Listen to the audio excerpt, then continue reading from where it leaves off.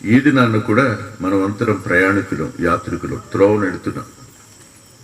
వెళుతున్న ప్రతి వ్యక్తి ప్రభు ఎవరో అర్థం కానప్పుడు, ప్రభు యొక్క వ్యక్తిత్వం తెలియనప్పుడు, ప్రభు యొక్క దైవత్వం అర్థం కానప్పుడు అందరూ అపహసించేవారుగాను, గేలి చేసేవారుగాను ఉంటారు. సందేహం లేదు. కానీ ఒకానొక టైం వస్తుంది, అప్పుడు గొడ్డలి ఆ చెట్టు వేరు నుంచబడుతుంది. వీరు ప్రయాణికులు, కానీ తమ కోసం మరణిస్తున్న ఆయన ఎవరో గుర్తించక ఆయనను అపహసించిన వారుగా ఉన్నారు. వారు తమను తాము పరిశీలించుకోలా. ఆయన సిలువ వేయబడ్డాన్ని చూసి ఆయనలో ఏ దోషం లేదు అని ఇప్పటి వరకు తీర్చిన తీర్పులు, ఏ తీర్పులో కూడా ఆయన మీద నేరం మోపడానికి ఎవరి వల్ల ఎవరు రుజువు చేయలేకపోయినారు. నిర్దోషి ఆయన, నిష్కళంకుడు ఆయన, పాపులలో చేరక ప్రత్యేకంగా ఉన్నవాడు ఆయన. ఆయనలో పాపం విసుమంతైనా లేదు, ఆయన పాపం చేయలేదు.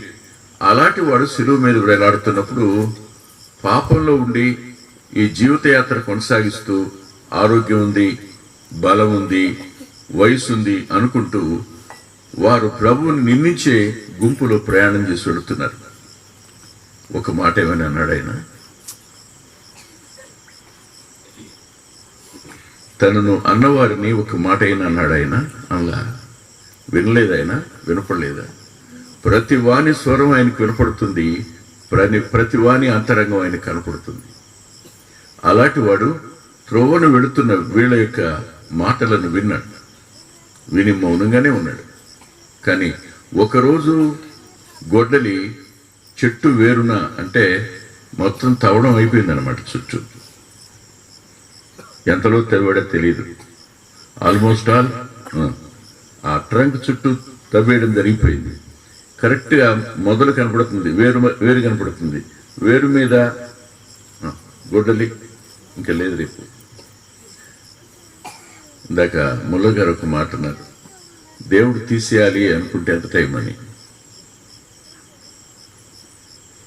ఎంత సమయం కావాలి మనిషి చనిపోవడానికి? మీరే ఆలోచించండి. రీసెంట్ టైమ్స్లో చిన్నపిల్లాడు ఇంట్లో వాళ్ళమ్మ పాలు పొంగబెడుతుంది, పాలు కాస్తుందంట. ఆ పాల యొక్క స్మెల్ ఈ పిల్లాడికి పడదంట, అమ్మా నాన్నలకు తెలీదు. ఆ వాసనకి అతను కింద పడిపోయి కొట్టుకుంటున్నాడు. హాస్పిటల్ తీసుకెళ్ళేటప్పుడు చచ్చిపోయాడు.